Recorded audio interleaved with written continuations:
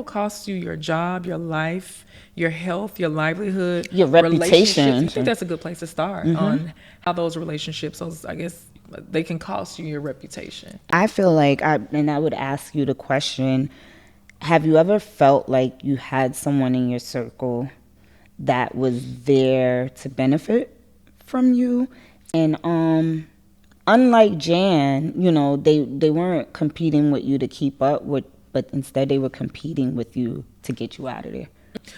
Those parasocial relationships is kind of what we would define it as, right? Have I ever had anybody that I think when you're a person and you're existing in your own space at your own frequency, vibrating in your uniqueness, you don't really see those people that are trying to penetrate your space. You don't really see them as competition, because people really be in a competition by themselves. Like, they over here studying everything you do, usurping your relationships, DMing behind your back, and you don't notice it because you're vibrating in a certain space. I think people get jealous of of attention that you get that you don't even try for. I think I've had a relationship because I was always a C student. I never was a straight A student. Even in college, like I did the bare minimum. I don't even know how I graduated. Got a degree, a couple of degrees. I don't even know how. But academics was never really my thing. It's just something I felt like I had to do. I remember I had this person in my friend group. She would go to the library and study and all of these things. And she made great grades. And one day she blew up on me. She was like, because I had this one class, the book in college, you have to pay for your books. It was like $400. And I was like, I ain't buying that. I'm just use my friend's books.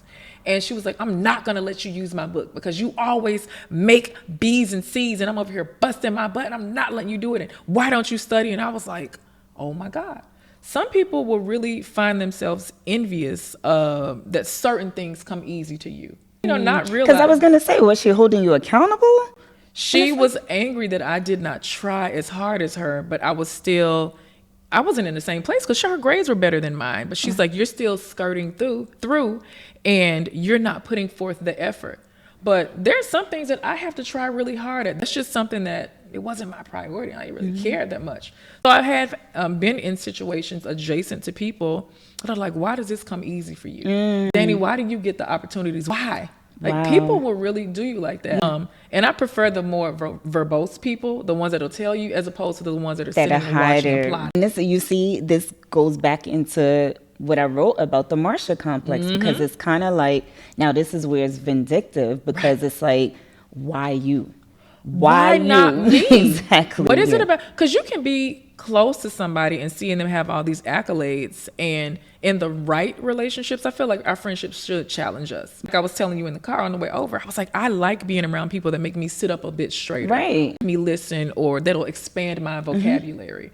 Those are the type of relationships I want to thrive in. But there's some people that cannot take that because you think you're better than me because you're using big words. Please don't ever use that. I don't think I'm better than you. You think I'm better than you. Are you projecting your insecurities onto me, your inadequacies, your emptiness, your gaps in your performance? You know what my grandmother used to tell me? And I would come home and be like, oh, so-and-so said, I think I'm better. She said, you tell her you think you're blessed. And I started saying that. And I was like, no, I don't. I think I'm blessed. Just like that. And that shuts people up. You dealt with like the envious salaciousness of it all. Oh my God, story of my life. And it's so crazy because I'm thankful for spaces like this, because there'll be several people that I bring on because you don't see things the way others who love you genuinely see it. And I'm so, like you said, oblivious to it because I'm vibrating on I have a higher vibration of joining everybody together and it's all love, and I don't see that. So many instances it was this energy and I totally overlooked it, whether it was multiple people, whether it was long-term historical people, whether it was new people in my life. I would be so me, and so that can't be what they're doing.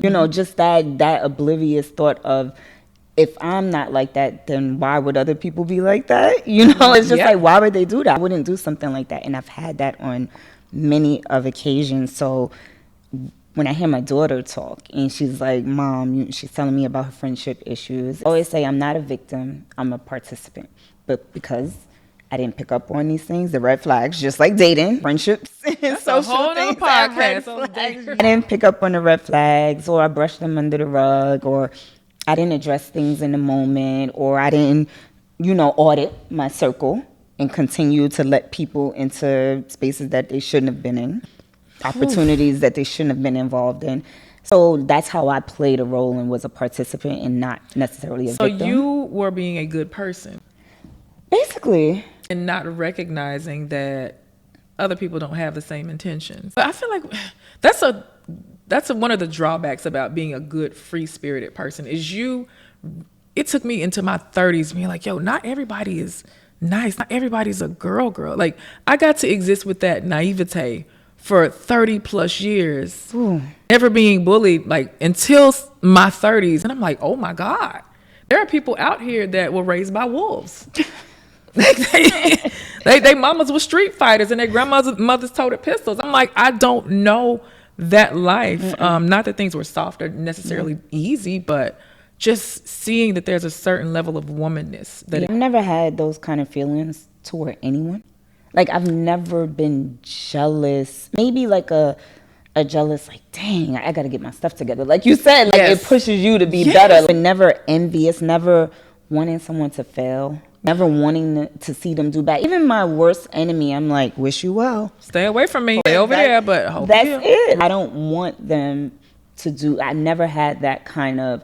So to know that I had people close to me who felt that way, like, oh, that want to see you burn. That's unimaginable. Those words were actually used before about me and my partner's relationship. It was like, oh, I can't wait till this burns. and this is an immediate circle person. And it's like, for you, it took 30 something years. For me, I was 40. And I'm like, dang, you could have someone that close to you hate you that much, that the second there's a misunderstanding, they're going to show you how they So really do feel. they actually hate you, or are their feelings a projection of what they are missing in themselves? Because there are some people, and I feel like I'm so self-aware. There are some people, some relationships that I've had where the things that they have gained and acquired have made me feel like there's things missing in me. But I didn't turn that into hate. I'm just like, okay. You didn't act negatively on it. You and I were talking about it. I was telling you about my homegirl. She had 2 failed engagements. And I got engaged. And she told me straight up, she was like, Naja, I'm not going to be able to really participate because I still have these feelings.